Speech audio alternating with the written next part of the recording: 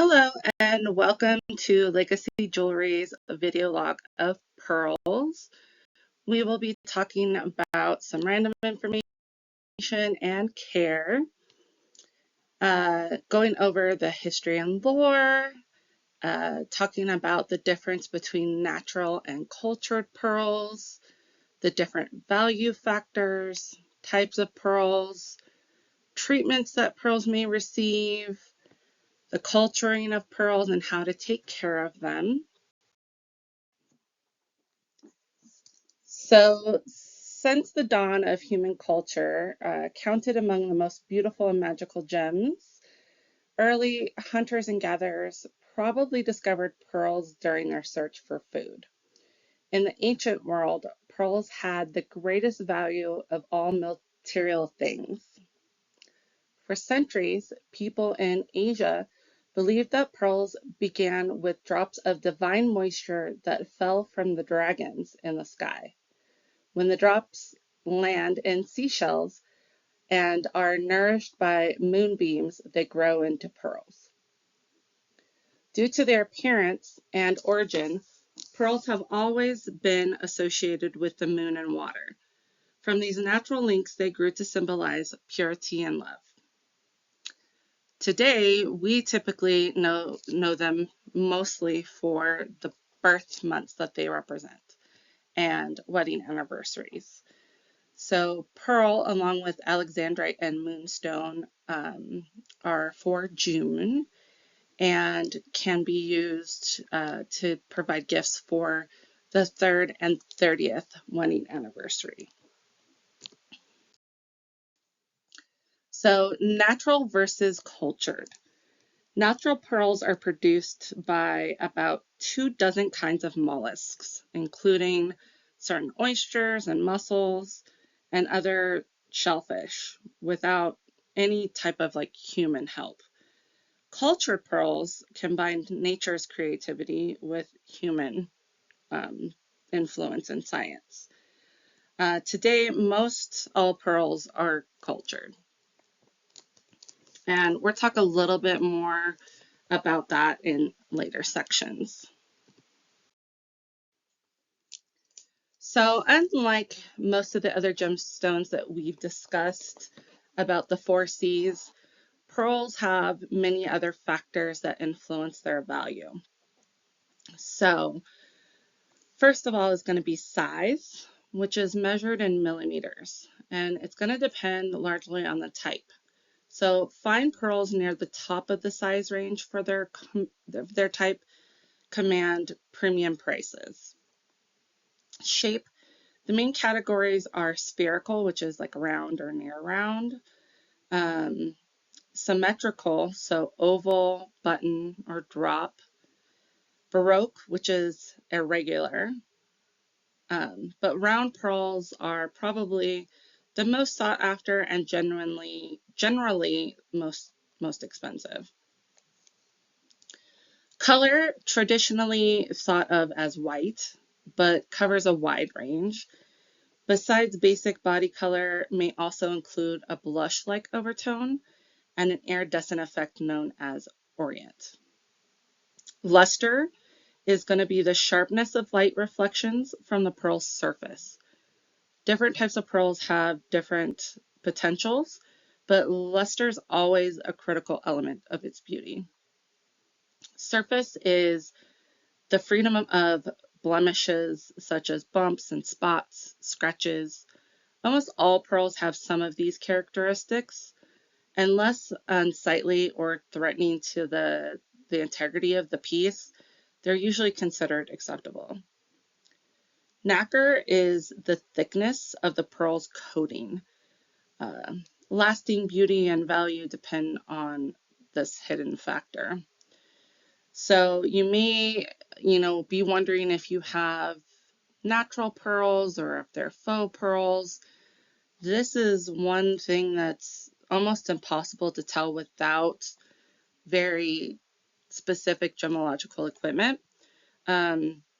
Fake pearls, sometimes if they're not good fakes, it's easy to tell because you can see the bead underneath.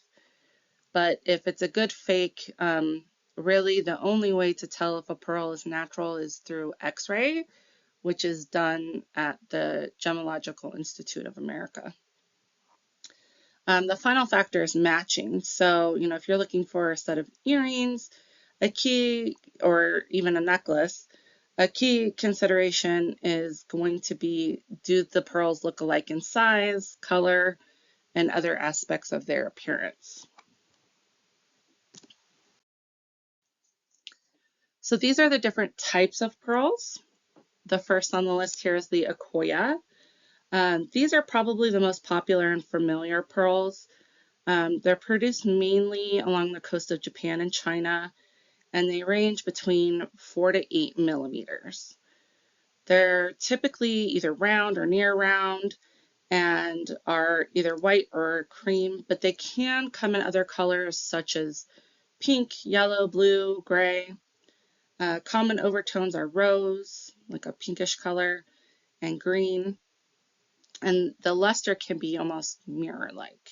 They're gorgeous. South Sea pearls are the rarest and most expensive pearls. They're grown primarily in warm waters around Australia, Indonesia, the Philippines. South Sea pearls are prized for their larger sizes. They're anywhere between 8 and 18 millimeters.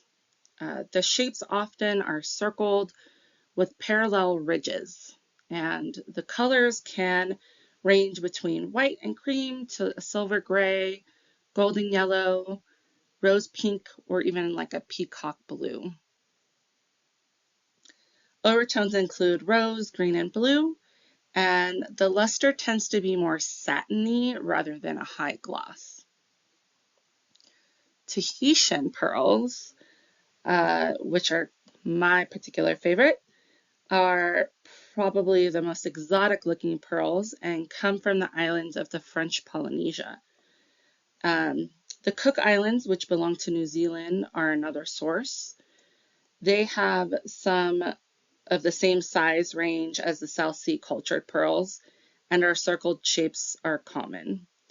Luster can be almost metallic, and the palette includes a silver gray, golden yellow, bronze, copper, a deep cherry red, yellow-green pistachio type color, purple green, and often has some pretty striking overtones.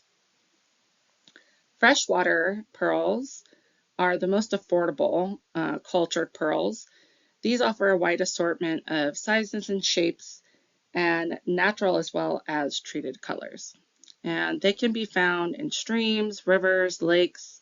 In China are some of the main sources, where others come from Japan and even the US.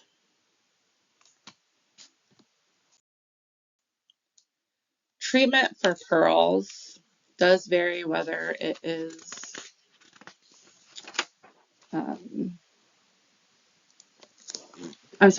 doesn't really vary whether it's freshwater or salt. Typically, it's going to be bleaching to lighten the color and eliminate any dark spots. Sometimes they can be dyed or irradiated to enhance color. And these treatments are typically permanent. You don't have to take any special care of your gems to be able to maintain the color.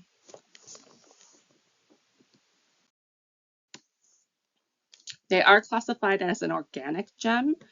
So other organic gems that you might be aware of are amber, coral, shell, just kind of give you an idea.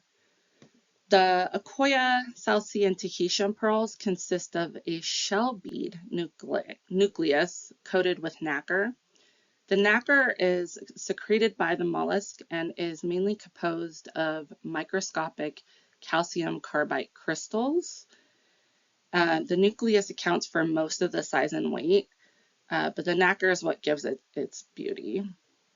Other pearl products or byproducts of this process are the Keshi blister pearls, Mabis, and abalone pearls. And you can read a little bit more about those on this slide if you'd like.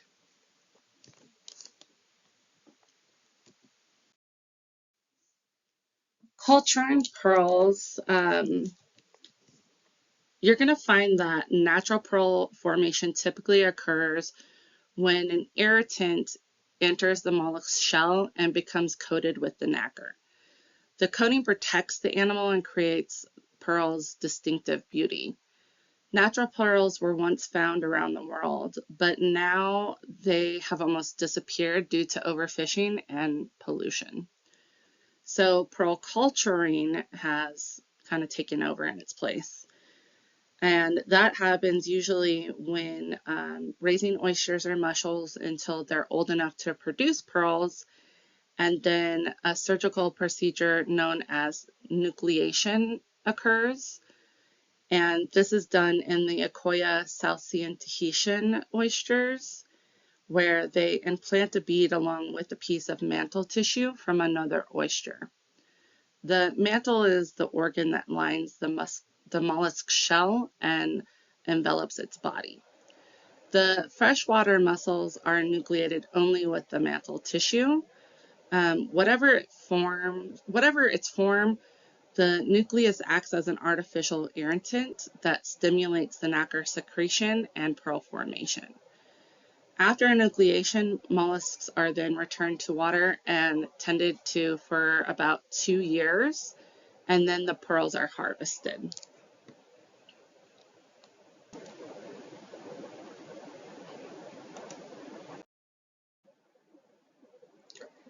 When caring for your pearls, they do need gentle wear and care. Your pearl should be the last thing you put on before you leave the house and the first thing you take off. The hardness of a pearl is rating from a 2.5 to a 4 on Mohs scale of hardness.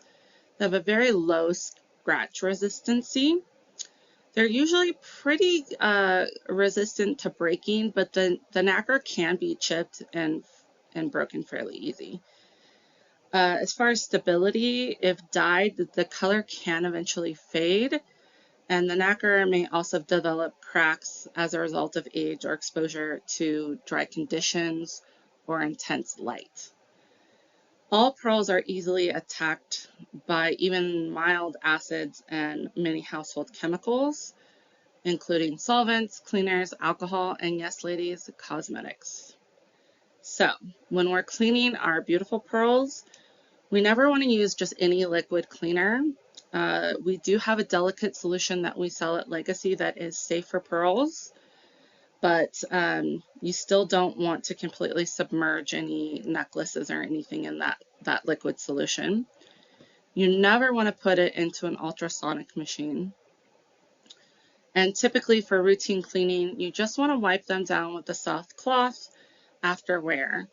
You can use a detergent like a Dawn dish soap and water for occasional cleaning, but make sure you're using a soft bristle brush to avoid any scratching. And you definitely want to make sure that you are having your pieces restrung every few years if you are wearing them on a regular basis. So I hope that answered any questions that you have in regards to the maintenance of your pearls. If you have any other questions, please feel free to reach out to us. Make sure you like and follow us on social media, as we do informational pieces on a regular basis. Thank you and have a good day.